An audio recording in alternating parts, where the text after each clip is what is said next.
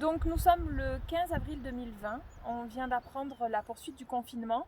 On ne sait pas quand est-ce que la terrasse qui est derrière nous va pouvoir resservir. D'ailleurs cette année on l'a ressortie un peu plus tôt que prévu, comme pour conjurer le sort. Magali, du coup, toi, quelles sont tes émotions et tes sentiments face à ces moments particuliers?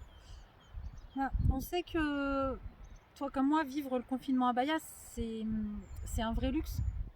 Au quotidien, être dans cet environnement à 1800 mètres, dans un parc national, déjà, être confiné, c'est un choix de vie ici. Donc forcément, cette période de recentrement, d'introspection nous permet d'expérimenter pleinement ce choix.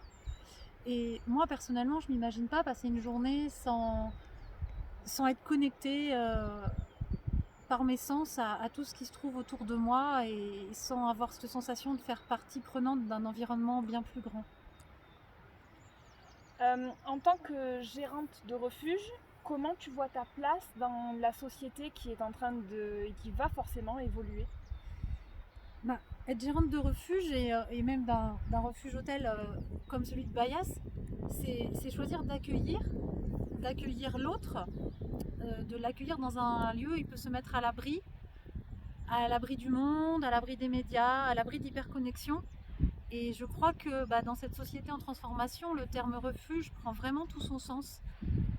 Et ce qui compte pour moi quand on accueille les gens ici, c'est les valeurs, c'est nos valeurs qui sont des valeurs très simples, des valeurs de partage, de convivialité, de rire, de bienveillance. Et je crois que ces valeurs sont les valeurs qui feront l'essentiel de la société de demain. Aujourd'hui, moi j'ai le sentiment qu'on navigue complètement à l'aveugle dans les choix qu'on fait pour le refuge. Pour toi, quels sont tes espoirs et tes doutes? Alors, c'est une bonne question. C'est vrai que cette année, les choses sont différentes. Avril, d'habitude, c'est le mois de notre intersaison entre l'hiver et l'été. L'hiver a été raccourci, l'été, on ne sait pas quand est-ce qu'il va démarrer. C'est un mois où d'habitude j'ai envie d'aller voir ailleurs, j'ai envie d'aller chercher du verre, j'ai envie de laisser la neige fondre. Et puis cette année, on est confiné dans notre choix de confinement, donc finalement on voit le printemps prendre place tout doucement tous les jours. Et je me rends compte que ce que j'aime dans vivre ici, bien entendu, c'est ce côté rassurant des montagnes, ces ciels bleus intenses, mais c'est surtout que ce luxe-là de l'espace, ça devient une vraie richesse quand on peut le partager. Alors évidemment, j'ai des doutes sur quand est-ce qu'on va pouvoir redémarrer notre activité, sur la façon dont on va traverser et ressortir de cette crise.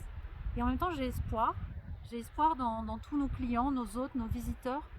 On peut les appeler comme on veut, mais c'est tous ces gens qui sont déjà venus, revenus depuis 6 ans, qui sont pour beaucoup devenus des amis même. Et j'ai vraiment espoir dans leur choix de continuer à venir profiter de cet endroit et de tous les endroits qui peuvent y ressembler.